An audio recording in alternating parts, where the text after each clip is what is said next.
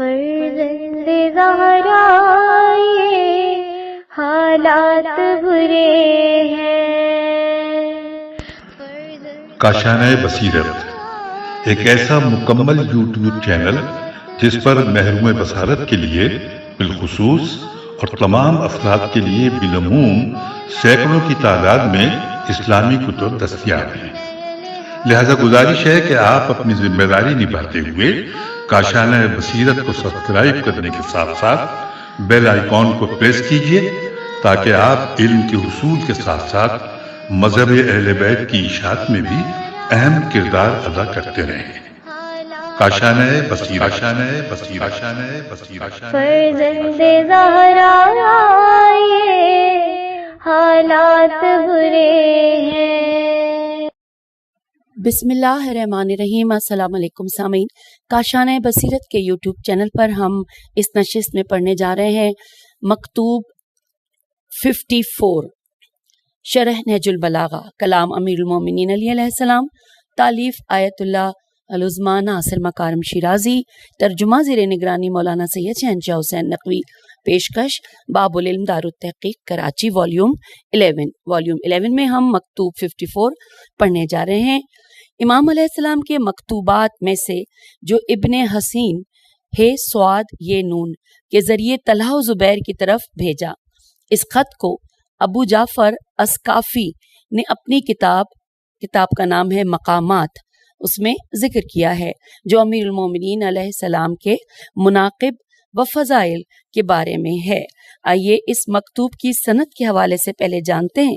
لکھا ہے سید رضی رحم اللہ نے اس مکتوب کے آغاز میں، جیسا کہ اوپر ذکر ہوا ہے، لکھا ہے کہ اسے ابو جعفر اسکافی متوفی 240 انہوں نے کتاب المقامات فی مناقب امیر المومنین علیہ السلام اس میں ذکر کیا ہے۔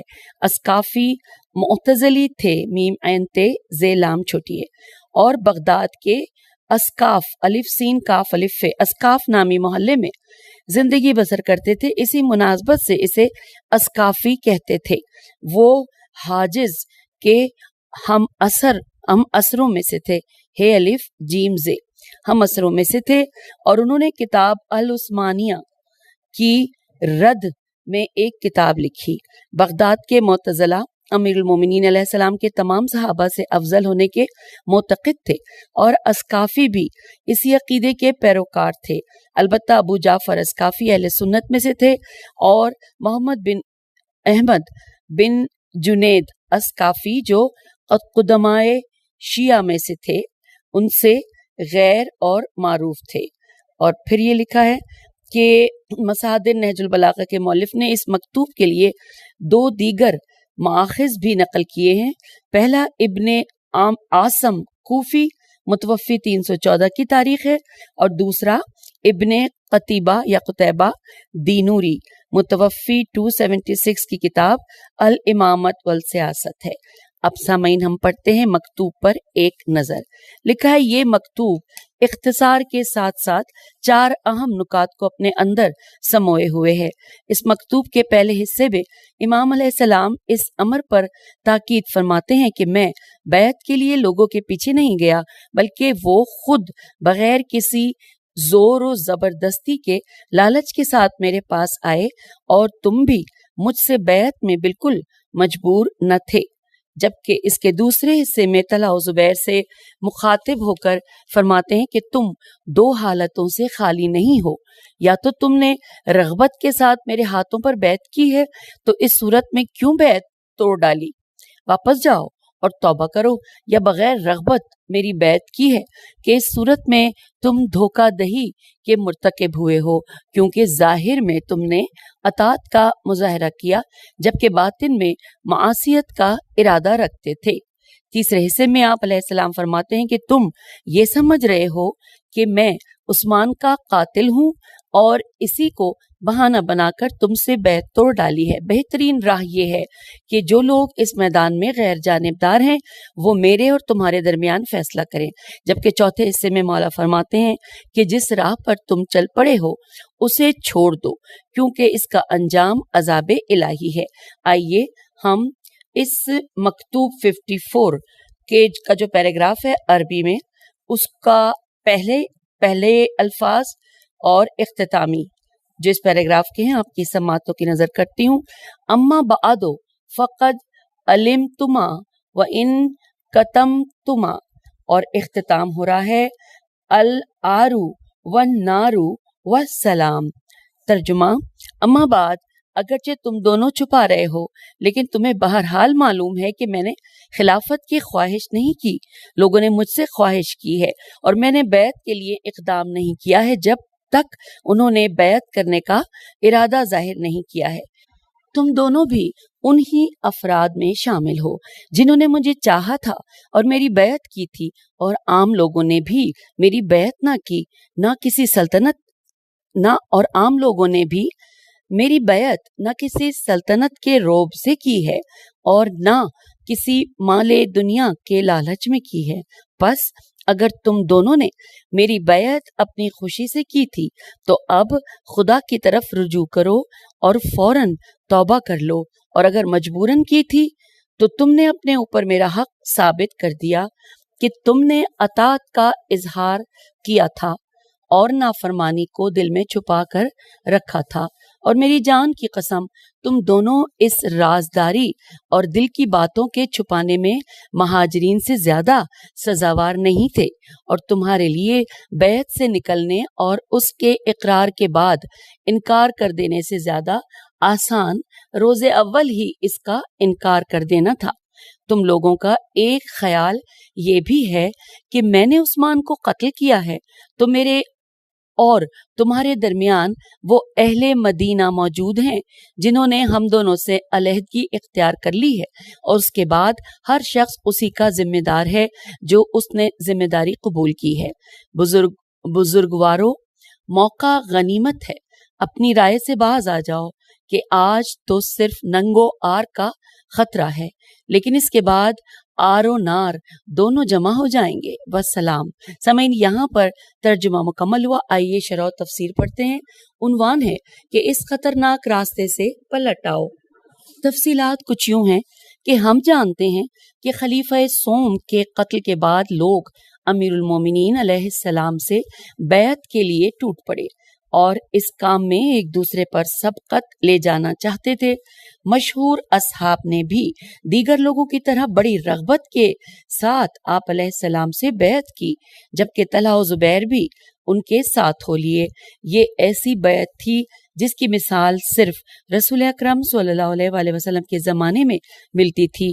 یہ سقیفے میں ہونے والی بیعت یا خلیفہ اول کی طرف سے خلیفہ دوم کے تعین کے بعد ان سے کی جانے والی بیعت سے بالکل مختلف تھی. یہ مکمل عوامی بیعت تھی، بالکل اسی بیعت کی طرح کہ جو لوگوں نے رسول گرامی صلی اللہ علیہ وآلہ وسلم سے کی تھی. لیکن اس بات کو ہم جانتے ہیں کہ طلحہ و زبیر بہت سی توقعات رکھتے تھے، جن میں سے ایک یہ تھی کہ انہیں کسی شہر کا والی یا حاکم بنا دیا جائے. ابن کثیر نے کتاب البدایہ والنہایہ میں لکھا ہے کہ طلحہ و زبیر نے جب امیر المومنین علیہ السلام کے ہاتھوں بیعت کی تو آپ علیہ السلام سے بصرہ و کوفہ کی حکومت کا تقاضا کیا. امام علیہ السلام نے ان سے فرمایا کہ تم دونوں میرے پاس ہونا بہتر ہے تاکہ میں حکومتی امور میں تم سے مانوس رہوں. دوبارہ پڑھتے ہیں کہ تم دونوں کا میرے پاس ہونا بہتر ہے تاکہ میں حکومتی امور میں تم سے مانوس رہوں. حوالہ ہے البدایت والنہایت. آگے چلتے ہیں. لکھا ہے کہ اور جب ان کی یہ توقع پوری نہ ہوئی تو انہوں نے بیعت توڑ ڈالی اور حضرت عائشہ زوجہ رسول صلی اللہ علیہ وآلہ وسلم کو اکسا کر خلیفہ سوم کی خونخواہی کے بہانے امیر المومنین علیہ السلام کے خلاف قیام کیا اور شہر بصرہ جو بہت زیادہ بحران زدہ تھا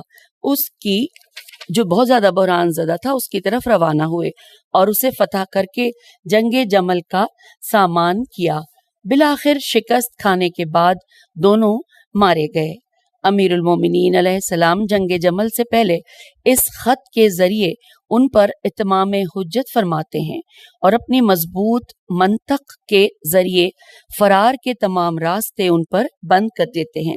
پہلے آپ فرماتے ہیں انورٹڈ کاما اما بعد اگرچہ تم دونوں چھپا رہے ہو لیکن تمہیں بہرحال معلوم ہے کہ میں نے خلافت کی خواہش نہیں کی، لوگوں نے مجھ سے خواہش کی ہے اور میں نے بیعت کے لیے اقدام نہیں کیا ہے جب تک انہوں نے بیعت کرنے کا ارادہ ظاہر نہیں کیا ہے۔ تم دونوں بھی انہی افراد میں شامل ہو جنہوں نے مجھے چاہا تھا اور میری بیعت کی تھی انورٹڈ کاما کلوز۔ یہ اس بات کی طرف اشارہ ہے کہ تمہارے پاس بیعت توڑنے کا کوئی بہانہ نہیں، کیونکہ میری بیعت سابقہ بیعتوں کے برخلاف لوگوں کے شوق و رغبت سے انجام پائی تھی، بغیر اس کے کہ میں اس کے لیے کوئی راہ ہموار کروں۔ تم بھی لوگوں کے ہجوم میں آ کر دوسروں کی طرح اپنی رغبت سے میری بیعت کر چکے ہو۔ اس کے بعد امام علیہ السلام ایک واضح دلیل کے ذریعے اپنی بیعت کے اختیاری اور آزادانہ ہونے کی طرف اشارہ کرتے ہوئے فرماتے ہیں انورٹڈ کاما کہ اور عام لوگوں نے میری بیعت نہ کسی سلطنت کے روب سے کی ہے اور نہ کسی مال دنیا کے لالچ میں کی ہے انورٹڈ کاما کلوز۔ یہ اس نقطے کی طرف اشارہ ہے کہ غیر حقیقی بیعت کا سرچشمہ دو چیزیں ہو سکتی ہیں۔ پہلی یہ کہ اقتدار کا حصول جو لوگوں کو کسی کی بیعت پر مجبور کرتا ہے، یہ بیعت بالکل باطل ہوتی ہے۔ دوسری لالچ کے ذریعے لوگوں کی حمایت خرید لے اور وہ مال و دولت کی خاطر بیعت کریں، یہ بیعت بھی حقیقی بیعت نہیں۔ پس جب معلوم ہو جائے کہ لوگوں کی بیعت ان دونوں قسموں میں سے کوئی بھی نہیں تو کراہت کا دعویٰ کرتے ہوئے اسے توڑنے کا کوئی جواز نہیں بنتا۔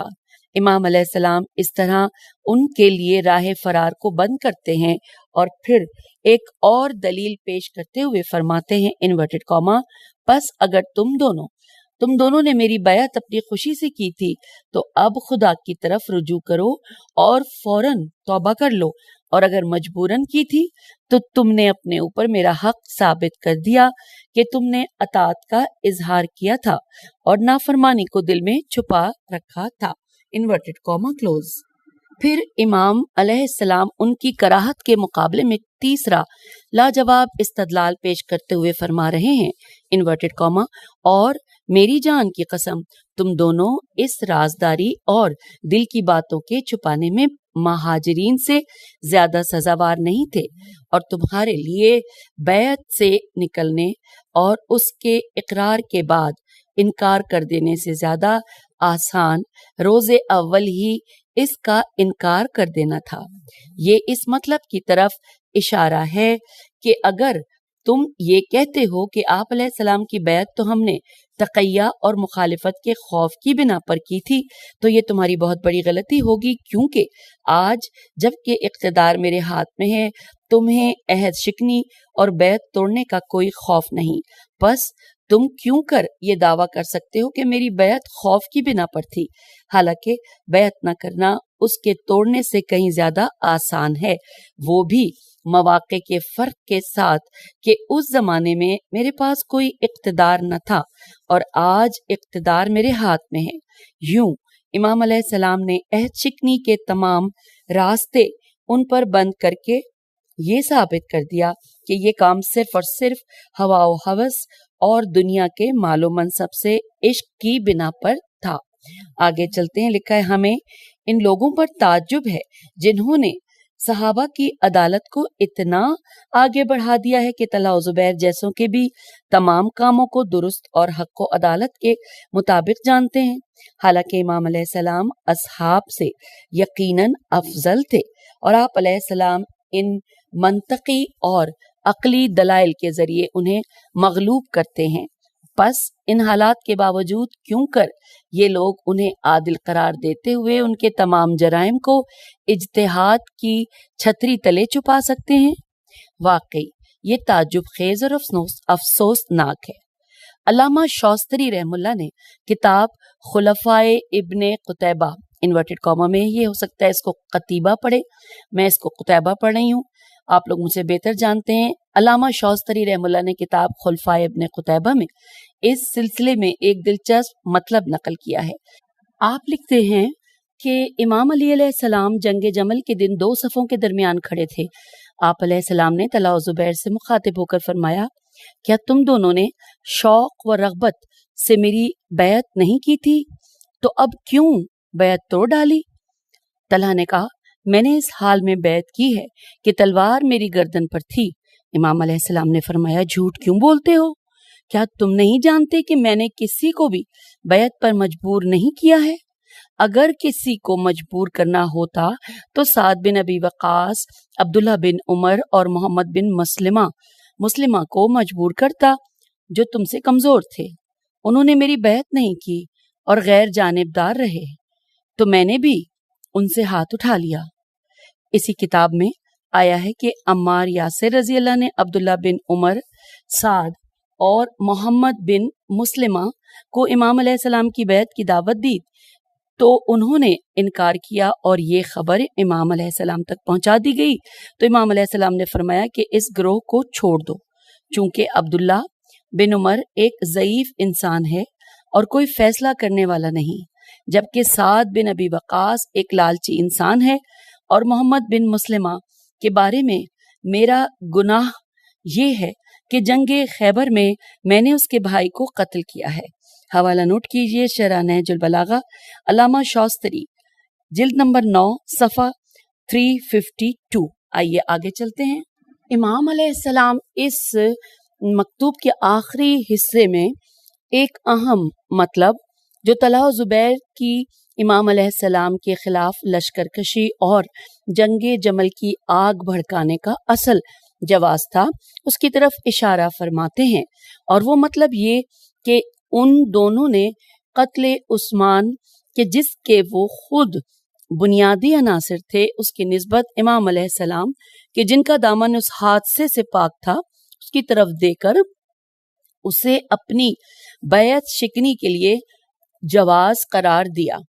امام علیہ السلام اسی مطلب کی طرف یہاں پر اشارہ کرتے ہوئے فرما رہے ہیں، انورٹڈ کاما، تم لوگوں کا ایک خیال یہ بھی ہے کہ میں نے عثمان کو قتل کیا ہے، تو میرے اور تمہارے درمیان وہ اہل مدینہ موجود ہیں جنہوں نے ہم دونوں سے علیحدگی اختیار کر لی ہے، اس کے بعد ہر شخص اسی کا ذمہ دار ہے جو اس نے ذمہ داری قبول کی ہے، انورٹڈ کاما کلوز۔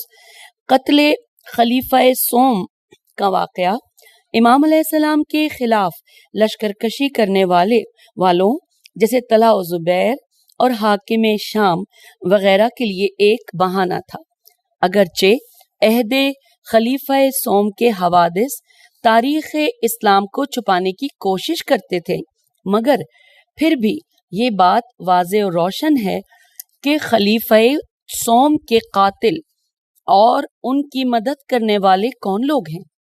یقیناً طلحہ ان لوگوں میں سے تھا کہ جو اعلانیہ طور پر اس مسئلے یعنی قتل خلیفہ سوم کا سہارا لیتا تھا، اور زبیر مخفیانہ طور پر۔ حالانکہ امام علیہ السلام نے اپنے فرزندوں حسن و حسین علیہ السلام کو بھیجا تاکہ خلیفہ سوم کے دروازے پر پہرا دیں اور لوگوں کے حملے کو روک دیں۔ شاید فرزندان رسول صلی اللہ علیہ وآلہ وسلم کو دیکھ کر وہ لوگ حملے سے باز رہیں۔ پھر لکھا ہے کہ امام علیہ السلام نے بارہا خلیفہ سوم کو نصیحت فرمائی اور انہیں صحیح راہ کی نشاندہی فرمائی، جو لوگوں سے معافی مانگنے، عزیز و اقربا کو حکومت کے اہم عہدوں اور بیت المال کی لوٹ مار ختم کر دینے پر مشتمل تھی، لیکن بدقسمتی سے وہ اس قدر خطاؤں کی دلدل میں پھنس چکے تھے کہ اپنے لیے واپسی کی کوئی راہ انہیں دکھائی نہیں دیتی تھی، کیونکہ وہ اس سلسلے میں قوت فیصلہ نہیں رکھتے تھے۔ یہی وجہ ہے کہ امام علیہ السلام مدینے کے غیر جانبدار لوگوں کو حکمیت اور فیصلے کی پیشکش فرماتے ہیں کہ وہ گواہی دیں اور پھر حکم دیں کہ کون خلیفہ سوم کے قتل میں ملوث تھے۔ پھر امام علیہ السلام ان دونوں سے مخاطب ہو کر فرما رہے ہیں، انورٹڈ کاما، کہ تو بزرگوارو موقع غنیمت ہے، اپنی رائے سے باز آ جاؤ کہ آج تو صرف ننگو آر کا خطرہ ہے، لیکن اس کے بعد آر و نار دونوں جمع ہو جائیں گے، والسلام، انورٹڈ کاما کلوز۔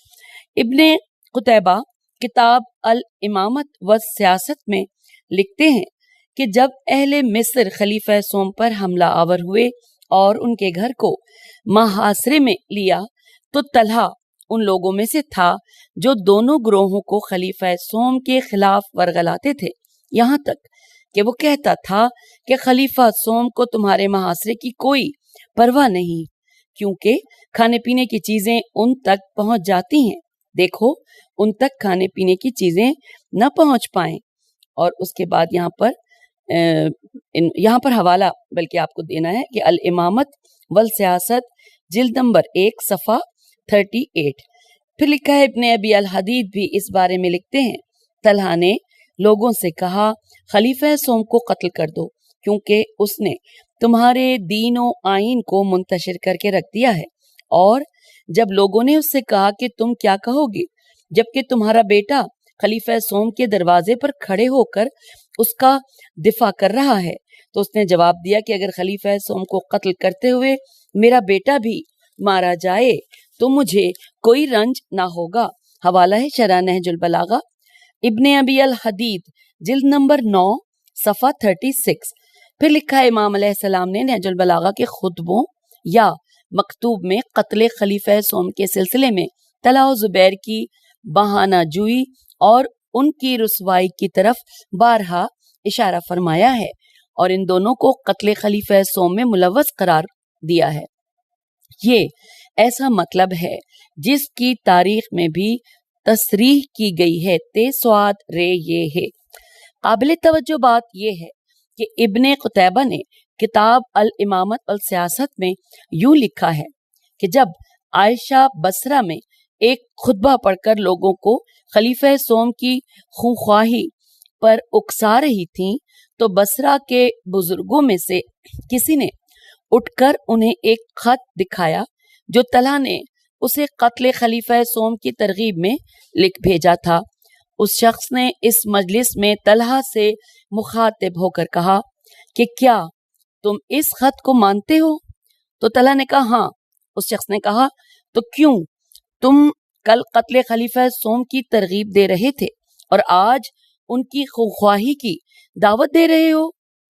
طلحہ نے اس کے جواب میں ایک بیہودہ اور مضحکہ خیز عذر پیش کرتے ہوئے کہا کہ چونکہ بعض لوگوں نے ہم پر تنقید کی کہ کیوں خلیفہ سوم کی مدد کے لیے نہیں گئے تو ہم نے اس کی تلافی اسی میں دیکھی کہ ان کی خونخواہی کے لیے قیام کریں۔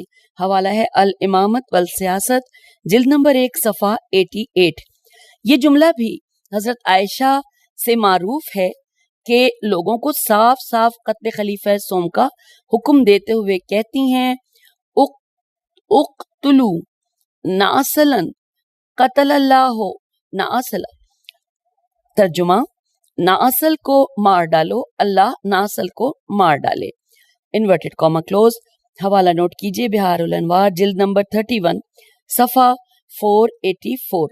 پھر لکھا ہے کہ ان کا ناصل نون عین سے لام سے مقصود خلیفہ سوم تھے جو ناصل یہودی کے ساتھ شباہت رکھتے تھے جس کی لمبی داڑھی تھی۔ سامعین یہاں پہ شرح و تفسیر اس کی مکمل ہوئی۔ اب نقطہ پڑھیں گے، عنوان ہے ام المومنین حضرت عائشہ رضی اللہ کے بارے میں مکتوب امام علیہ السلام کا بقیہ حصہ۔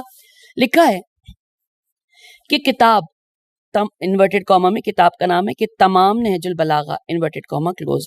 اس کتاب میں یہ مکتوب اختصار کے بغیر مکمل طور پر لایا گیا ہے۔ اس کے ذیلی حصے میں دیکھا جا سکتا ہے کہ وہ حضرت عائشہ رضی اللہ سے متعلق ہے، کیونکہ مکتوب کا مخاطب صرف طلحہ و زبیر نہ تھے بلکہ حضرت عائشہ رضی اللہ بھی مخاطبین میں سے تھی۔ امام علیہ السلام ان کو سرزنش فرماتے ہیں کہ کیوں اسلامی حکم کی مخالفت کرتے ہوئے گھر سے باہر آئیں اور عملی طور پر لشکر کی سالار بنی اور مسلمانوں میں فساد کیوں برپا کیا، جبکہ سوچتی ہو کہ تم اصلاح کے لیے آئی ہو، تم خون عثمان کا مطالبہ کر رہی ہو، جبکہ ہم جانتے ہیں کہ تم ہی کل ناصل یعنی عثمان کو مار ڈالو، وہ کافر ہو گیا ہے، اس کا نعرہ لگا رہی تھیں، لیکن تعجب خیز انداز میں اپنی بات سے پھر کر اس کی خونخواہی کا مطالبہ کر رہی ہو۔ مجھے اپنی جان کی قسم ہے کہ تمہیں اس کام پر ورغلایا گیا ہے کہ جس کا گناہ قاتلان عثمان کے گناہ سے زیادہ بھاری ہے، توبہ کرو اور اپنے گھر کی طرف پلٹ جاؤ۔ حوالہ ہے اتمام یا تمام نہج البلاغہ، صفحہ نمبر 784۔ سامعین، یہاں پر مکتوب 54 مکمل ہوا۔ اجازت دیجیے، خدا حافظ، فی امان اللہ۔